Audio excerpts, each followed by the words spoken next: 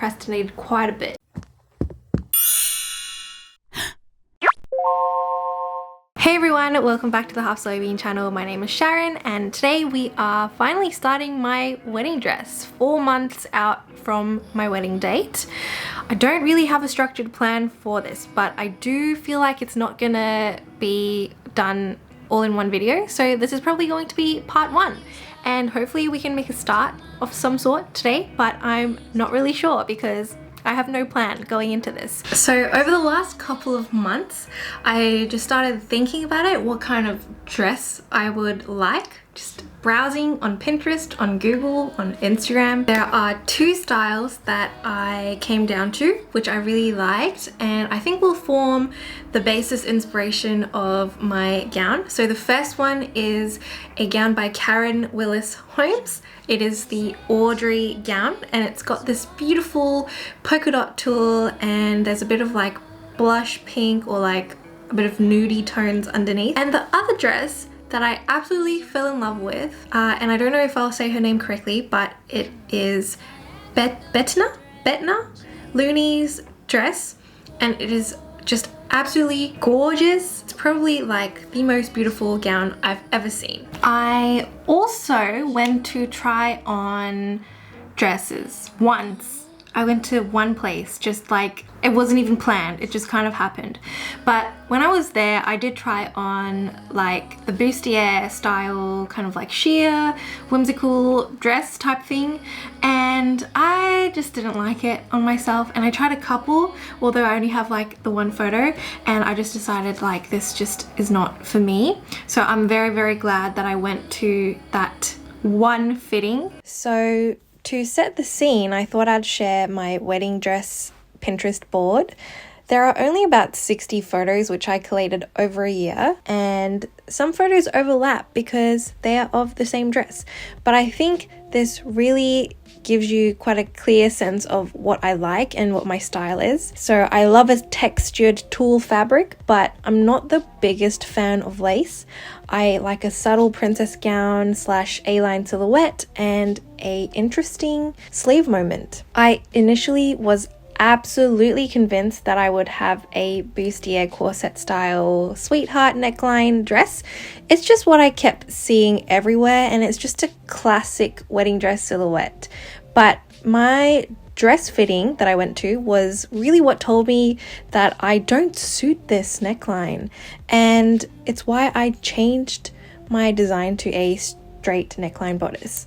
I think my dress will be the love child of these 2 gowns. The left and middle are the same gown, by the way, it's just with a different sleeve. But you can see my final 2 favorite dresses are really giving similar energy. So here's a bit of a rough sketch so you can get an idea of my final vision. And I also decided to do a lace up back because I really don't know how my body will fluctuate so far from the wedding. It's something that caused me a bit of stress, like preventing me from starting building the dress, but like just changing the design to the corset lace helped me, just make a start on it. I think it just gives me a lot more flexibility. Sorry if I'm talking too much. I just feel like I have to explain my thought process because on my side, it's just been like months and months of thoughts brewing in my mind.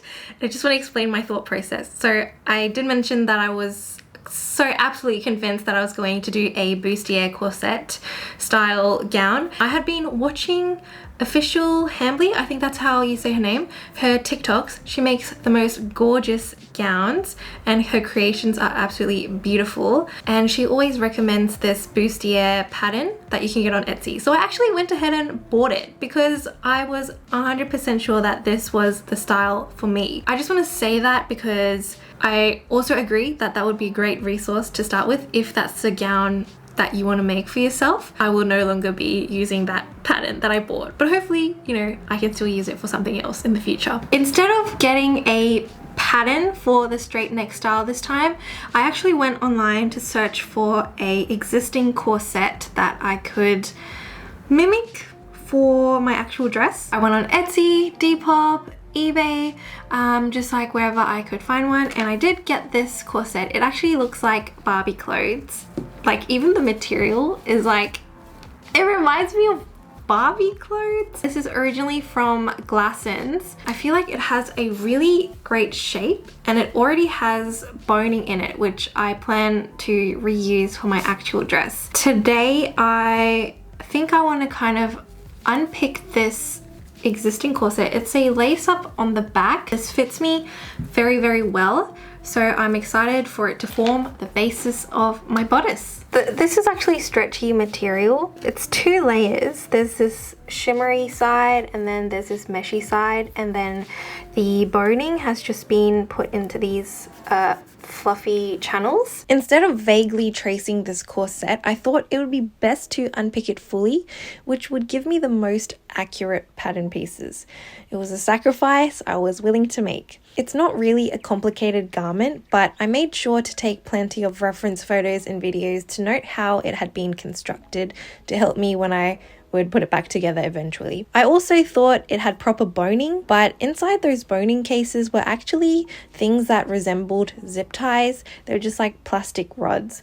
I didn't expect it, but I guess that's probably what's in most fast fashion corsets nowadays. Okay, I've pulled apart the corset top thing entirely, so I've got like all the boning and I've got all the pieces of the top. Since half the corset is the exact same pattern, it's just mirrored, I'm just going to take the middle piece and one side of it and trace it out on some paper. So I have a base pattern to work with, and then I'll figure out what alterations I need from there. Because that binding on the edge of the corset is quite stretchy, I made sure that I was getting an accurate tracing of the pieces by expanding the edges to fully get the pattern piece I need. For the back piece, I actually added about 2 inches of allowance to give myself plenty of extra sewing leeway and the ability to alter the back shape a bit if I wanted, but it ended up being pretty unnecessary in the end. I took back about 1 inch again when I was sewing it up in my practice fabric later on.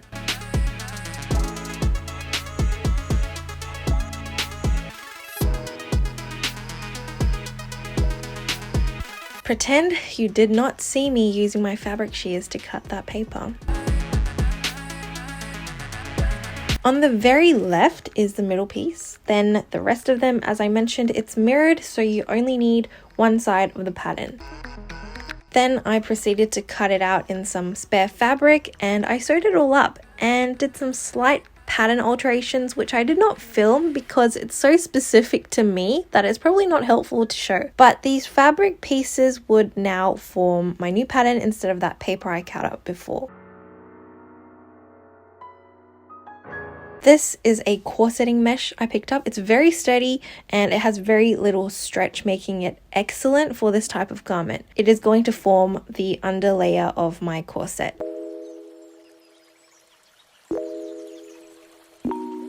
For my outer layer, I decided to use this satiny fabric. I'm not exactly sure what it's called, but it's a bit crinkly.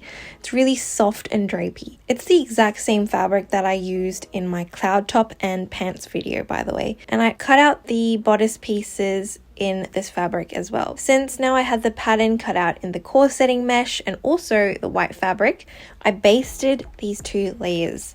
This was necessary as the white fabric is very delicate and would not make a very sturdy bodice on its own.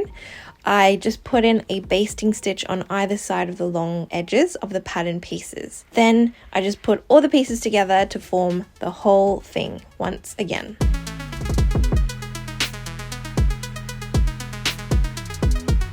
I decided to use the pink boning on my final dress as it just seemed the most practical to reuse it, and I didn't want to go and buy more stuff. I sewed down the casings first on the seams like it had originally been on the Glassons corset.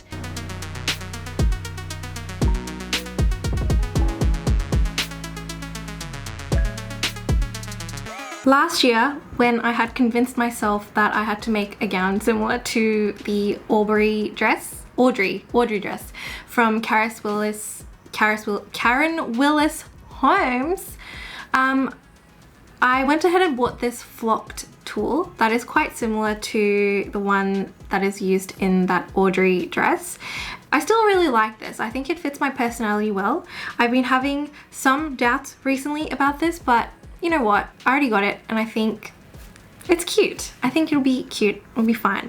So I'm going to use this for my outermost layer. I had a hard time deciding whether I would drape the tulle on vertically or horizontally, but I just went with horizontal in the end. I'd never done this kind of fabric layering before, so it was definitely a new experience. So the first time I did it, I made the fabric pleats quite organic and not uniform, but then I felt like maybe it had to be neater, so I actually undid all of my work and made them uniform. This is what it looks like with the uniform pleats, but I actually didn't like it at all. It kind of gave me like Egyptian mummy vibes, and it seemed a bit too manufactured for my liking.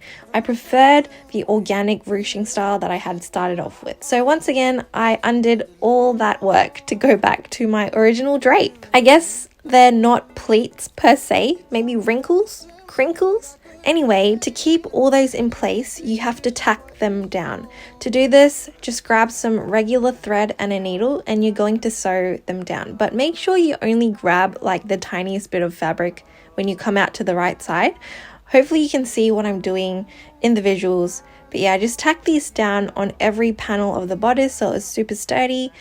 It's the same idea as when you would do like an invisible stitch for a pant hem or something like that. Once I had tacked most of it down, I could take it off the mannequin, and that made my life so much easier doing this process. She said life is just a symbol for the pain that you can get through, like a camel through the needle. Everyday people are just 1,000 versions. Here's a bit of an update on how it looked, and as you can see, the inside is still a bit ugly. But don't worry, I was always planning to do a lining. I grabbed some white fabric. I think it's some kind of cotton poly blend, but it's quite thin actually. But I just cut out the exact same bodice pieces again and sewed them all together. Now to make loops for the back lace enclosure, I grabbed some plastic boning. You know, the kind that you can sew through? It's like a kind of a meshy plastic thing. I cut it out to match the length of the back bodice edge. Then I used some skinny ribbon to create some loops into the boning. I marked about 1 centimeter intervals onto that boning, and all I'm doing is just zigzagging the ribbon down those intervals and sewing it down. Make sure to sew it down a couple of times so it's like really sturdy when you lace it all up. I have the outer bodice and the lining right sides together, and I'm wedging in that loop boning right on the very ends. Then I'm also pinning the neckline edge of the bodice all the way to the other side where I put in the other loop boning. I sewed all the edges down together except for the bottom, and I also did an understitch from the lining side so that the lining would stay down, stay on the inside. And that sort of completes the bodice to the stage I want.